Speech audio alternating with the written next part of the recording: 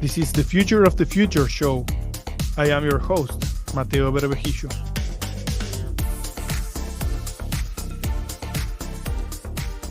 Today, on the Future of the Future, we sit down with someone who's been at the center of Charleston growing tech scene and has spent the last decade connecting some of the most innovative minds in the Southeast, Stanfield Gray. Stanfield is the founder and force behind DigSouth, the premier tech summit and media platform showcasing what's next in technology, business, and culture across the South. From launching the first editions of DigSouth to bringing major tech leaders to Charleston, Stanfield has built something bigger than just an event. He's helped shape a regional movement.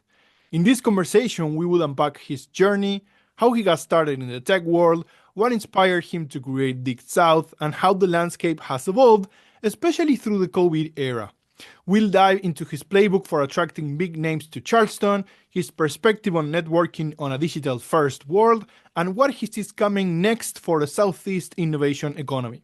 And of course, we'll take a step back to learn more about the person behind it all, his lessons as an entrepreneur, his vision for the future, and what keeps him grounded when he's not working. If you're curious about building communities, driving innovation outside of Silicon Valley, or just want to hear a great story for someone at the intersection of tech, media, and the South, this one is for you. Let's get into it. Stanfield, thank you so much for being here. Thank you, Mateo. That's a fantastic introduction. It's good to be here. I love it. My first podcast, my first international podcast anywhere in the world outside of the United States. So this is I'm so proud. Cool. Yeah. Very, very proud for that. Stanfield, I want to get started by the very basics. I said a little bit of it, but what do you do today for a living? Today for a living, I run DigSouth Tech Summit, now in its 14th year. Throughout the year, we also have a membership called Dig Nation. That is an extension of the larger summit where we are able to keep people connected, help them find the content, contacts, and capital opportunities they need to grow and scale their companies. I'm also a founder of Charleston Tech Week. And then my wife runs another business she's launched called Essentially Charleston. And Essentially Charleston is a gift box business with more than 200 local companies, makers, vendors that are all based in the Charleston, South Carolina Low Country region. And so those are my primary income drivers. And in addition to that, I play in a rock and roll band called the Speed of Sound, or SOS. And I'm a consultant for universities and companies and startups that are, need various things. Sometimes it's work around their strategy, sometimes marketing, sometimes programming, speakers, and putting together content for them. So basically, I'm spinning plates and juggling things in the air, but all within that kind of framework of helping people grow and scale companies. You are sort of a Renaissance man, right? I mean, doing a little bit of everything, science, music, community building. Do you think, it all revolves around technology and community building, but do you think the different activities recharge your energy in a special way? Like you go from building an event and then you play a gig and then you come back energized. How does it work for you? Exactly. That's how I recharge, And so, it sounds like sometimes you can't focus and you may be distracted and you're jumping around. For me, I strongly believe in cross-pollination of ideas between, different industries, different genres, different fields of interest. As a musician, I never really believed that a genre was a real thing beyond a way to market music. It's an important category so that people know what they're going to experience if they go to a show or they listen to a radio station or they're streaming on Spotify, a playlist. But ultimately, those things are just kind of manufactured. I think creative people are always looking for the segues and the intersections and the way to help their ideas evolve. And for me, that's jumping and diving into a lot of different areas. But another thing I'll say about that particular question, my wife and I were discussing this last night. And, it occurred to me that my early background was in journalism. I was an English major, and then I worked for Spin magazine. And for anybody out there who remembers Spin, it used to be one of the top rock and roll magazines prior to the web, along with Rolling Stone. And then I was the entertainment editor for a newspaper, the Oxford Eagle and the Oxford Town.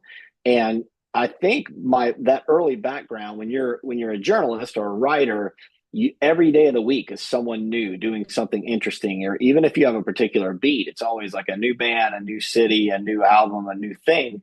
And so I think I just, that's how I'm wired. That's how I'm built. Today I might find something interesting this afternoon that I'm reading in health tech, or it could be, another AI newsletter comes up and it has a suggestion around how to use this tool to build something else that may just spark an idea, and say, oh, that's a great thing that we could apply to DigSouth Tech Summit that I didn't consider before. So yeah, I'm not very good with walls and rules and rigid formats. So being a writer, tell me about that. Let's go back in memory lane and talk about your story. And did you ever think that you were going to end up, in Charleston and bringing everyone together into the technology industry? What's your story? Yeah, so in South Carolina in the 70s, 80s, and 90s, it was very difficult to launch an innovative company, especially in technology. We had manufacturing and textiles and a few things related to that, but almost no software. And that was frustrating. I graduated from the University of South Carolina, and most of my friends who attended college would move to New York or Boston or San Francisco or Austin, Texas, and they were looking for those opportunities. And many of them wanted to be home. They wanted to live in Charleston, or they wanted to live in Spartanburg or Greenville or Asheville or Raleigh, Durham. And during that 80s era, that was almost impossible if you wanted to be in a really innovative field. You had to move to where it was happening. So, fast forward over the years, as a writer and a journalist, I was very involved in storytelling and crafting a narrative around things. I was also a songwriter at the same time, and that kind of grew out of my love of poetry. And I felt like that songs in a lot of ways were basically a way to express poems, but musically in a more popular format and engage people. So they're very similar. And, if you look back historically to a Greek chorus, it's, very similar to that concept of a songwriter's, either sharing a poem through the vehicle of music. So that's a long-winded way of saying I really liked exciting ideas and innovative things happening. It was difficult to be a part of that living in South Carolina. So I did move briefly to New York, left the state, and I worked for Spin Magazine there. I was bar backing and figuring things out, while I was also doing some recording on a 4-track, that people had back in the day prior to the internet. And then I ended up working for a music producer, Dennis Herring, who produced Buddy Guy and Elvis Costello and Modest Mouse, a lot of fantastic artists. I learned about Pro Tools through him, and learned, about other ways to record and musical platforms.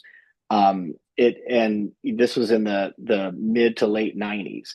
And so, as all of a sudden file burning, file downloading became a thing, the web became more advanced, internet speeds increased, bandwidth, all of those things led to new technologies rolling out over and over again.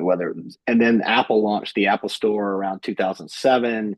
It was open to outside developers in 2008. So during this whole transitionary period, I was back and forth between New York and Spartanburg and Charleston. I wanted to make it work and live in Charleston, but those opportunities weren't necessarily here. And so I went to work for the College of Charleston. There I was doing event marketing, and they gave me the very first mobile app project there in 2009, which was a walking tour app that, believe it or not, involved augmented reality, Wow. which was not a big thing. But this is very early stages of that. And so we developed a walking tour where you would hold up your phone, it would just a single photograph, it would identify a building and tell the visitor something, about the history of that building. And so that was, an aha moment for me. It was exciting. My friends were starting to build apps. I went to the Ad Age Digital Conference in New York. I was very inspired there. Ariana Huffington was one of the keynote speakers. HuffPost was relatively new at that time.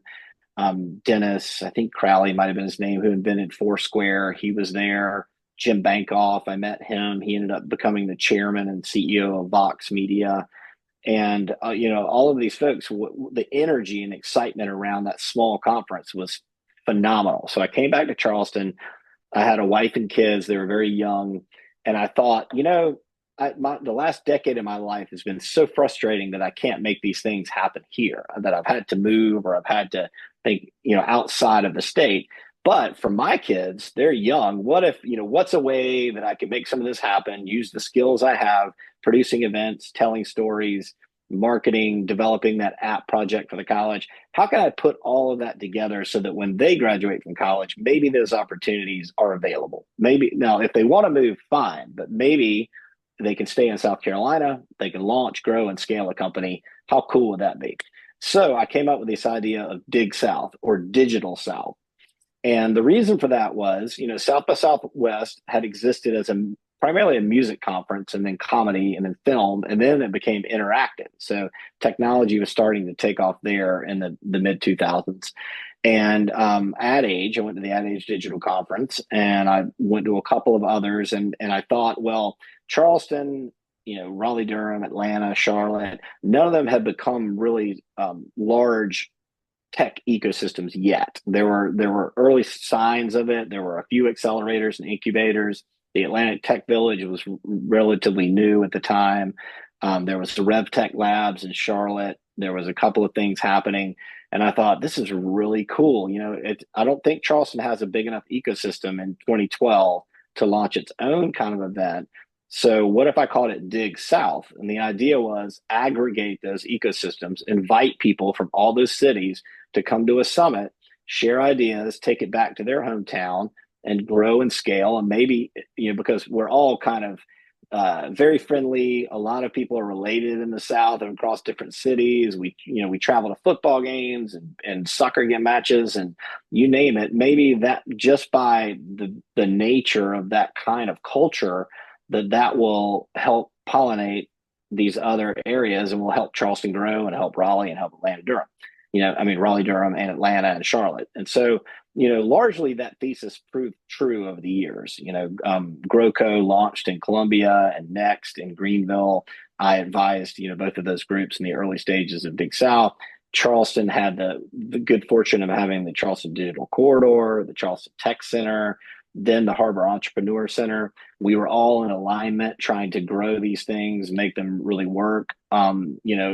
It was so exciting to see everybody, the support we got, the support we tried to provide and give to the community and startups and those relationships, and it blossomed from there. So I know that's a really kind of circuitous route around your question, but if I connect those threads for you and then put them in a nutshell, it's basically frustration around a small state without the opportunities, the advance of emerging technology through cloud computing, the Apple Store, iOS and developers doing new projects, and then aha moments of, wow, maybe the timing is right, and being inspired by my children to try to solve the problem, do something about it. That's what all founders do, right? We're trying to solve a problem. And so I identified a problem. I leveraged what talents I have to try and address that problem through the lens of technology and through the help of an enormous number of people that supported us. That's amazing. How were the first iterations of it compared to how you started growing, right? I mean, go back to the first event that you launched. How many people did you have there? Did you manage to put the schedule correctly? Did you had a few hiccups? And then, how did it progress over the years to where you are now? many hiccups. I mean, it's easy in hindsight to see how the evolution occurred, but at the time when you're in the trenches, it's hard to see over the walls, right? So the very first one, when we launched in 2012, I made a decision over the 4th of July weekend. You know, it was a big holiday and Independence Day in the US, and it just and I thought, okay, I'm really doing this. I'm pulling the trigger. So that felt fun and symbolic, you know, as a great launch date. And then that fall, I had to raise the funding and I'd already booked the venue and I'd already started spending, you know, some money and time and energy around DigSouth and building the website and trademarking it. So first we launched a Kickstarter campaign, and the Kickstarter was relatively new. This may have been like the second year of it, you know, and we launched that campaign really to test the water. Was there community support? What could I get buy-in from you know, and there were tech companies and marketing agencies and whatnot in Charleston. And that we raised about 20 to 21,000, somewhere in that range off of Kickstarter, which was only maybe a third of what was required to fund the event that year. And then I went around and just pitched it and sold it to everybody I could think of. A lot of people laughed at it and said, there's no real tech ecosystem in Charleston. You're wasting your time. There was this new buzzy word of Silicon Harbor around Charleston as a name, and a reporter named Shane Snow from Fast Company came to town and said, "Is this really a thing?" He interviewed, you know, Ernest Andrade, who was a kind of a visionary here in Charleston that launched the Charleston Digital Corridor. He interviewed Nate DePore at the time about a company called People Matter, and went to Benefit Focus and some other people. And so that gave us sort of a flag to rally around. Are we Silicon Harbor? Can we be a tech ecosystem? Yeah. And so we got, you know, really great support that first year from a lot of people that, you know, were willing to do a small sponsorship, some larger ones. And we had about 400-ish, maybe 420 attendees the first year. And so it was really solid. In year two, I made the mistake of assuming that we could do all things for everybody at one time. So we were trying to do, you know, DigSouth music, film, technology. I was trying to copy the South by Southwest model, not realizing that the scale of our market wasn't large enough for that. We had not established that over a 20-year period like they had.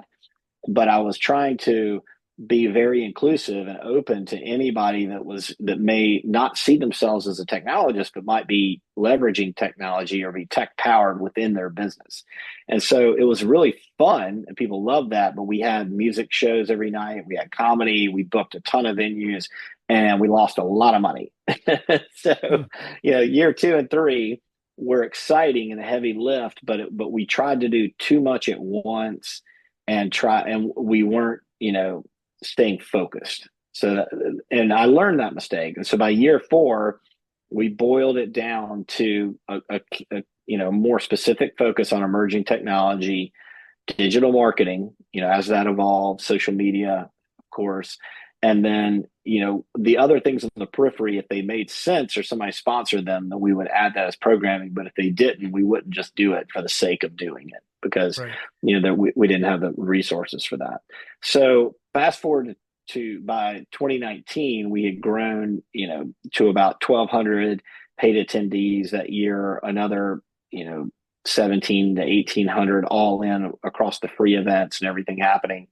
And then the pandemic hit, you know, and so the pandemic was very difficult for every business, but it was in many ways particularly devastating to an event-based business because, you know, the proximity, it was very hard to get everybody transition online. We survived it though. We made it through by streaming, you know, the first year we did a remote event, DigSouth. And then each year we just kept trying to climb our way out of that hole, get more people. But it so dramatically changed the way that people engage with events and the marketing spend and the approach to, you know, where people are going, what their habits are, what they're expected to do beyond the office. It really changed the entire nature of networking, you know, everywhere. And that to this day, that's returned somewhat to pre-pandemic, but it's very different now. People don't feel as obligated once the clock strikes 5 or whatever time they're off work. They don't feel like they have to do as many of the networking events and the obligations that they did prior to 2020. And so here we are now, though we're back, stronger than ever. What we did as our pivot, so we now have about 600 attendees, and but we very intentionally built a membership network around that called DigNation. And the idea there was, okay, if we're not going to scale back to our old size, because that was largely kind of based on a different model of engagement, let's make it a really, really valuable for the people who do attend. Let's make sure that our speakers are people that are executives working in the trenches in real time. And let's make sure that our attendees are at everything from early stage to growth stage to mid-market companies in particular that want to do business together, look for acquisitions, look for venture capital, and let's facilitate that through the membership. And so I'm real proud that we've been able to do that and kind of maintain that value year round, rather than it just being about one big event for one given week of the year. So you've learned so much about building communities and about networking, right? In your whole career.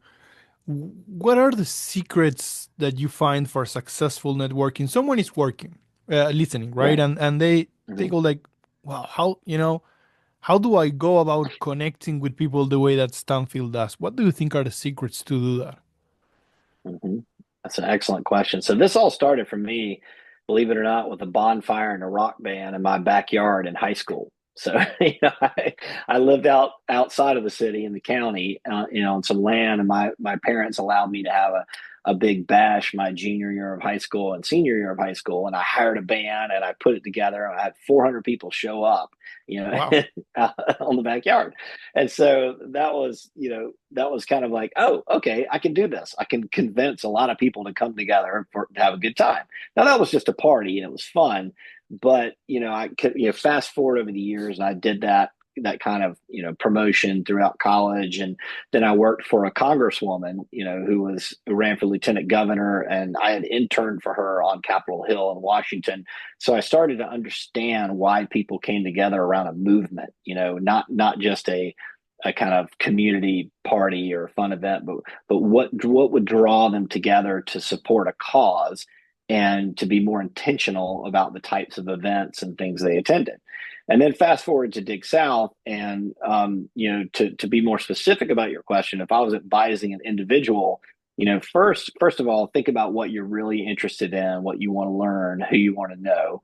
That could take many, many different shapes and forms. So it may be, okay, I just want to know all the power brokers in this town, who are happen to be in my industry. So where do they go out to eat? What events do they attend? What do they sponsor? That's the network.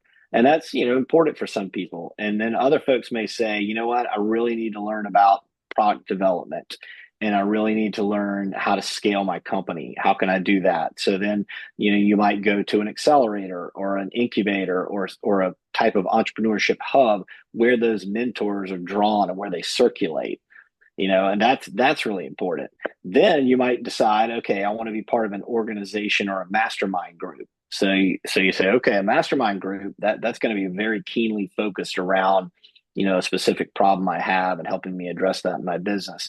And that might be part of a larger organization, such as a chamber of commerce or an entrepreneurship center or a digital corridor, that kind of thing. That's important. And so those things are all the obvious things. Everybody kind of knows those. But what I would strongly suggest beyond that, and I think this is critical, is to every now and then pick something completely left field that you might not think you have an interest in, but it just sounds curious or it sounds like part of the adventure, and go to that. Say, you know what, I've never been to a blues festival. Let's go see what that's about. Or, I heard about this really interesting thing that's like, a friend of mine pitched me the other day on this concept, this kind of like a poetry slam, but for startups, and where they get on stage and they're not just pitching to investors, they're pitching back and forth against each other, and the audience responds to the best idea and the best pitch and why they like it in real time. And I thought, that's a cool concept. So maybe you've never launched a company, you're not an entrepreneur, you work for a mom and pop, you're like, what would it be like if I did launch a company and I had to go out and defend it? You could go to an event like that. So I would say just keep a wide aperture and try to really keep the blinders off and say, you know what, I'm going to dive into the deep end on something I know nothing about and just see what happens, what that is like. And then you may find that that's, one of the greatest moments or, opportunities you ever had to think differently out. I don't like to use this phrase outside of the box because it's so common, but maybe think outside of your own culture, your own kind of, small world that we all live in. We're all in a bubble of some kind. And, get out there and travel, go to place, and don't just go to Paris and Charleston and New York. Pick a strange city or somewhere you've never Right. considered before and say, you know what, I've heard Marfa, Texas is really interesting. And there were artists who lived there. I'm going to go do that this time, and just see, and then kind of, put yourself in the shoes of a person who may have lived there and think about what does it mean to do that, to be there. So that's kind of my framework for networking. There's the traditional stuff that I can advise on for days. We all can talk about different ways to, make introductions, put yourself out there. But I think really the key is that kind of fourth piece of the puzzle to just challenge yourself to really go beyond your comfort zone. I love it. And I have a what may sound like a silly question, but it's a very honest one. When I go to, I am, I believe to be good at like one on one, right? But I'm Mm-hmm, never that comfortable when I have to approach like a group. There's a group, there are mm-hmm, people talking, small groups everywhere. Once you go to those places and you want to start a conversation, do you have tips on how you go about that and just do the icebreaker and get into a group? mm-hmm. Yeah, certainly. So for me, I've just always been an extroverted person. That's, that comes naturally to me. I've always been part of various groups. Part of that may have been because my parents, were very sociable and they put me in Cub Scouts and I played sports and was thrown on the teams when I was, 6 years old or 7 years old. So maybe that's just conditioning. But for a person who maybe isn't as comfortable addressing a group is really just a collection of individuals. So one trick or tactic is just to pretend that you are only talking to one person, Uh, but then make sure you skip around. So you're in the group and I'm talking to Mateo and then Susan's here and then I'm talking to Susan and then I'm talking to Steve and the things I say to them in a very relatable, friendly way will resonate with the whole group because when you're talking to one person, you can be talking to all of them at the same time. So I think that's a healthy, kind of trick to use, a mind trick to use for yourself.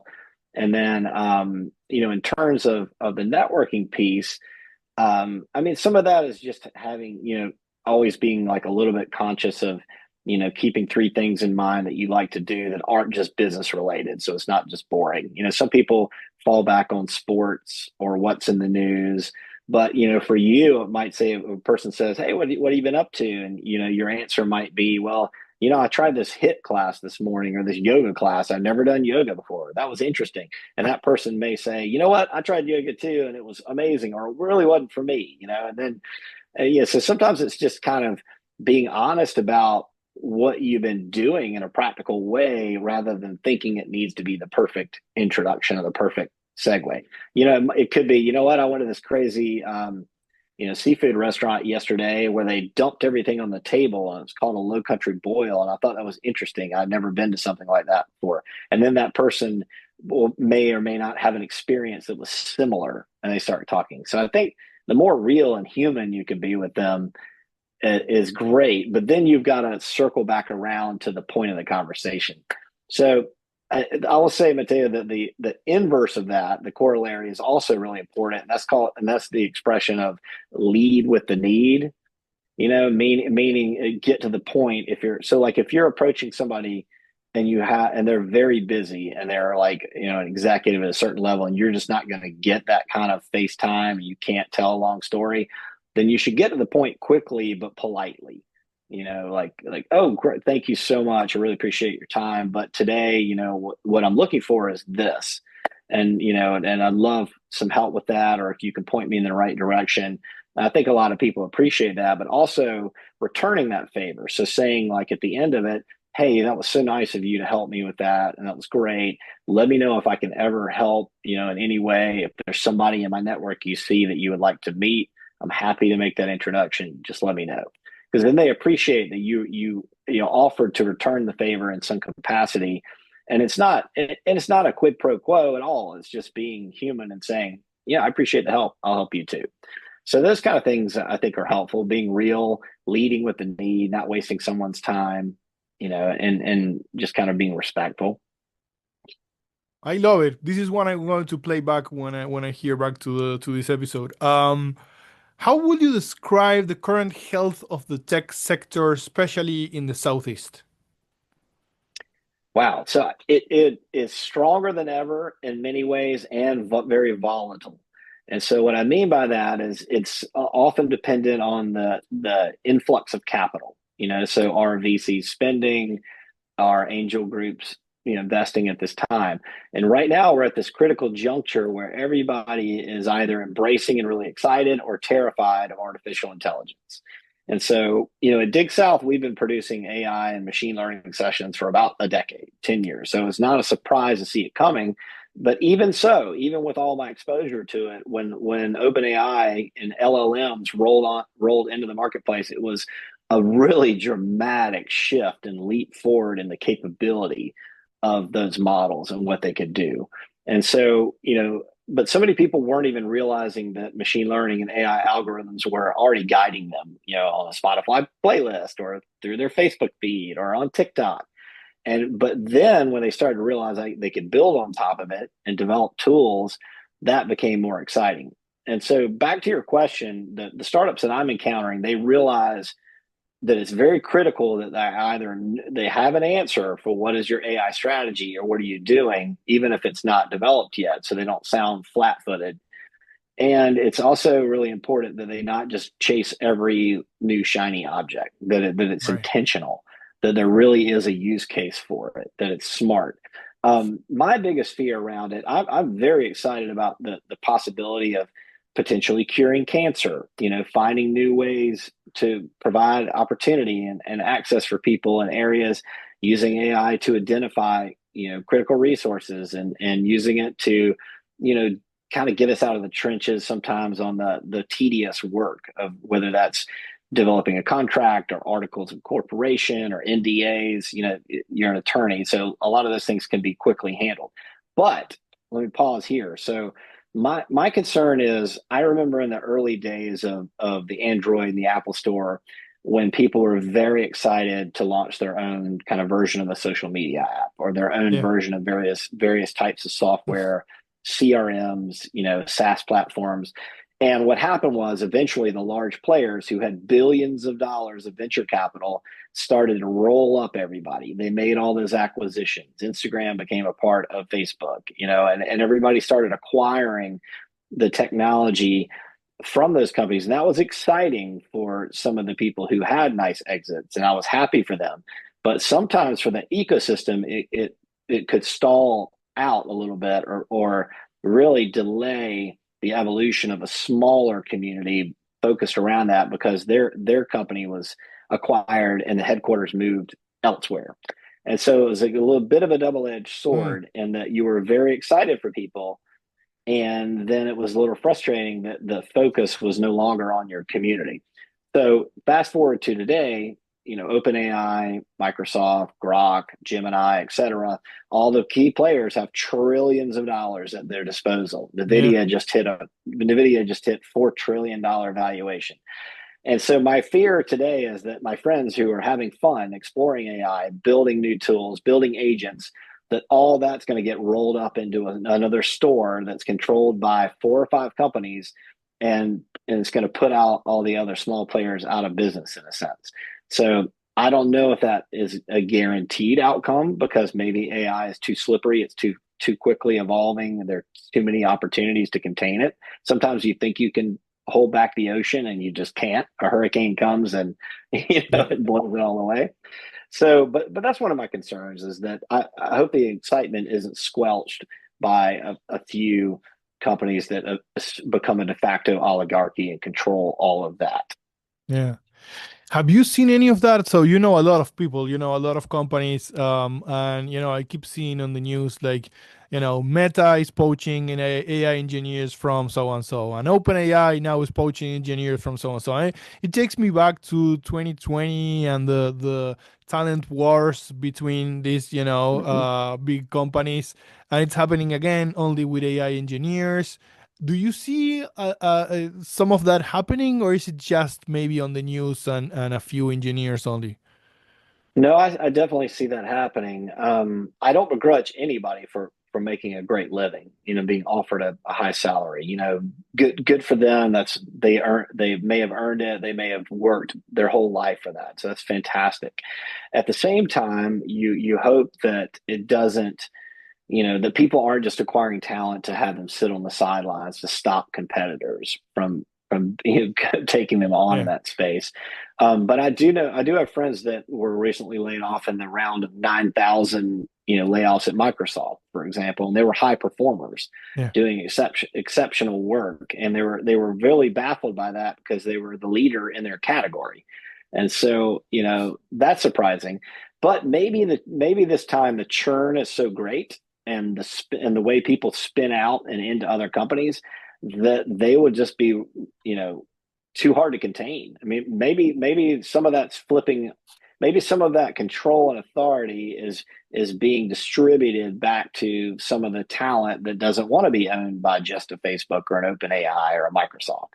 That is a distinct possibility because that is how ecosystems are built. Typically, companies have a nice exit, or they merge, or they're acquired, and in some way, whether that's an IPO or however that happens, and then they return to the community and they launch three or four more companies. They invest in some. They want to lead. They want to do it again because the addiction to the startup um, process and evolution is so great. So it's anybody's guess. I don't pretend to be, a great prognosticator around that. I can see different trajectories that people could follow. And I think it's anybody's guess right now, how that shakes out. Got it. Are you already working on DigSouth 2026?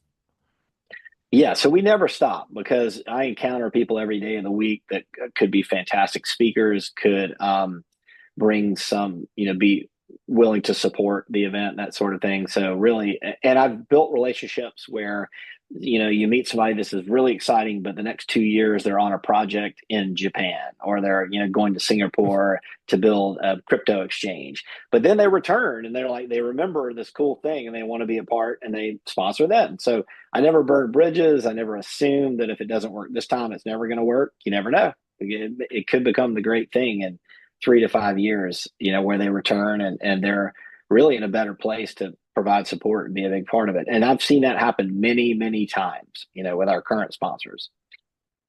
If anyone wants to get in touch with you, what's the best way to do it? They can email me directly, Stanfield, Stanfield at digsouth.com. It's DIGSOUTH.com. Or they can go to digsummit.com and check out the event itself. They can also visit charlestontechweek.org. That's charlestontechweek.org. Check that out, and then they can just email the company in general at info@digsouth.com. And so I'm happy to connect with any of your listeners out there. I really appreciate being on the show, and it's always fun to kind of dive in and talk about this stuff and see where we are. Because if you have me back on the show, like let's say in 4 or 5 days, I might have some completely different ideas and experiences already, just based on who I've encountered and what I've read and where I think things are headed. So thank you. One last random question to you, Stanfield. When is your next gig with SOS? SOS. So the Speed of Sound will be playing August the 2nd at a place called the Southern. It's a great little bar down the street from my house on Coleman Boulevard in Mount Pleasant. And yeah, we're just keeping that going. This is back to your very first question about the kind of cross pollination and segues. So in my band, we have a former surgeon who now runs a startup and holds patent technology on stroke detection and concussions. We have two attorneys that are partners and own their businesses. We have a filmmaker, slash documentary filmmaker, in the band from time to time. Our drummer works for a tech company as well. And everybody is in some way also an entrepreneur, or works in technology, and they still have that love and passion for playing music and pulling something out of thin air and entertaining people. I absolutely love it. Stanfield, thank you. Thank you for doing this. Thank you for taking the time. I hope that we stay in touch. I want to be part of DigSouth next year and the Tech Week in Charleston. So I will definitely be reaching out to you for that. And hopefully, I don't know, we get to jam together a little bit, play some great music as well. But Love to do it. you're an amazing person. Thank you so much for taking the time. Thank you, Mateo. It's been an honor to be on your show. Really appreciate it.